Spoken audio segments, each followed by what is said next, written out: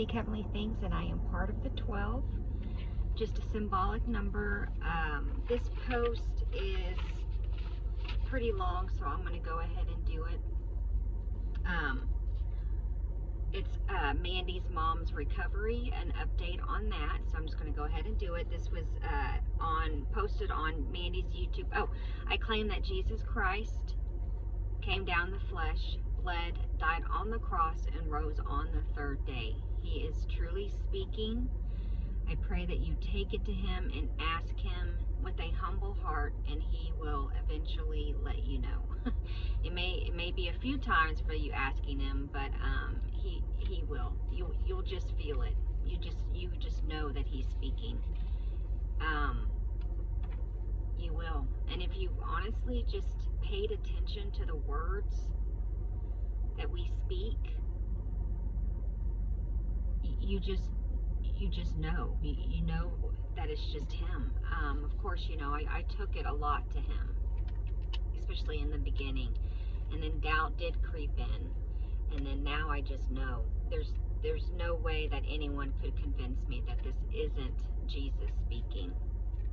So I really hope that you do take it to him, and I really hope that everyone starts waking up, because I'm tired. I'm ready to get out. I'm really homesick for heaven. I am, and I know a lot of you are too. So I really hope that everyone just really starts waking up. God has a plan. Obviously, it's on his timing. And patience is my downfall sometimes. So, but anyways, I'm gonna shut up. All right, so this is 6/20/2026, mom's recovery. They moved her in a new room last night. She is still in ICU. She had a setback today. This morning when the doctor came in and she was moving her mouth kind of funny and she wasn't really speaking anything. I know my mother, and I know that wasn't her. She was very sad over a personal thing happening in the family yesterday that she kept talking about and worrying about, and it was just the wrong time to be brought up because she is trying to recover. It definitely affected her, and she even said today, what's the point of living? I have never heard my mom speak that way, and I have been crying ever since she told me that yesterday, talking about the family situation. She said it gave her a broken heart. So this morning I tried feeding her, and she kept getting a tickle in her throat and couldn't even drink from a straw. She had no problem eating this week at all. This morning it all changed. She was even coughing on cream of wheat. So she barely ate anything today, and then they did an x-ray, still waiting on the results, and now they put her back on the BiPAP machine, because her CO2 levels went back up to 68. Of course, you know me, being the Jesus girl I am, I prayed to Jesus, and this is what I heard. I don't know any medical terms or anything, so I don't know what any of this means, but I heard coronary artery disorder. So then I started looking it up and see that it affects your CO2 levels. It also affects gas. Those are the exact symptoms that my mom has been struggling with, gas pain and not being able to go to the bathroom. Yes, she already is in a fib, and she has congestive heart failure. Anyway, I don't use terms like coronary, so I know that was not from my thoughts. So just in case Jesus was speaking present and not future, I stepped out of faith and told the doctors, and I also told them to check for a stroke, because she didn't seem like that sharp in the morning when she woke up, and she was moving her mouth really funny. She wasn't her spicy, witty self that she normally is. Even G noticed the difference in her personality, so they got the doctor in, and he even remembered her being a lot more spunky. So he ordered an x-ray for her chest, and they checked her blood gas levels, and that's when they realized her CO2 levels went back up. Just by looking at her, he did not think she had a stroke, but hopefully he's going to run some tests. Normally she sleeps with a BiPAP or BPAP mask on in the hospital, but last night they didn't want to put it on her because she kept coughing, and they didn't want her to aspirate or choke. So right now I'm with her, and she's sleeping, and she's listening to Elvis. It calms her. So I keep replaying her Elvis playlist to try to wipe out some of the noise of the BiPAP mask. I think I'm saying that wrong. They also are probably going to have to empty her bladder because it keeps filling up. It's at like 685 right now, and it's like her body is just not doing what it's supposed to do. So just keep praying for healing, please.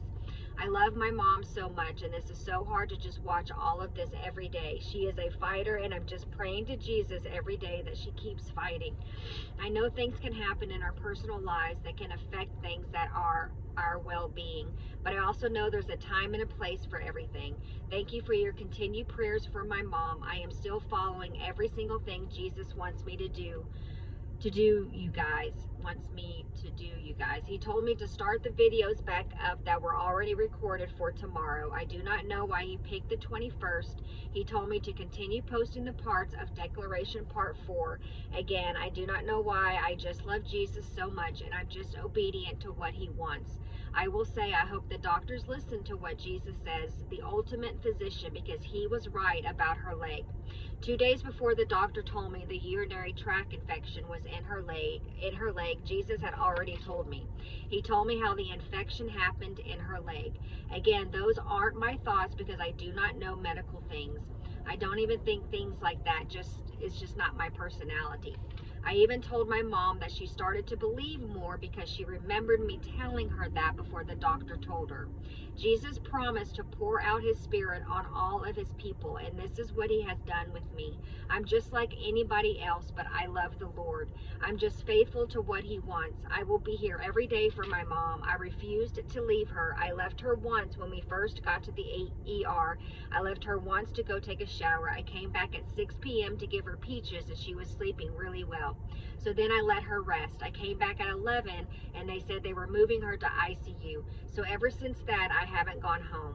The nurse was really nice last night, and she let me shower in a handicapped room that nobody was in because before that, I was just doing bird baths every day. I just want to make sure that I'm here for every second, just in case. Anyway, I know everything is perfect on Jesus' timing. I'm trying to hold it together, but I'm not going to lie, it's very hard. I'll be honest again, I don't even feel like posting Declaration Part 4 or the videos. But no matter how hard it is, I always have to follow what Jesus wants because I know that he knows the beginning and the end, and he knows all of this would happen before it even happens. So I just have to trust him. Love y'all. Bye.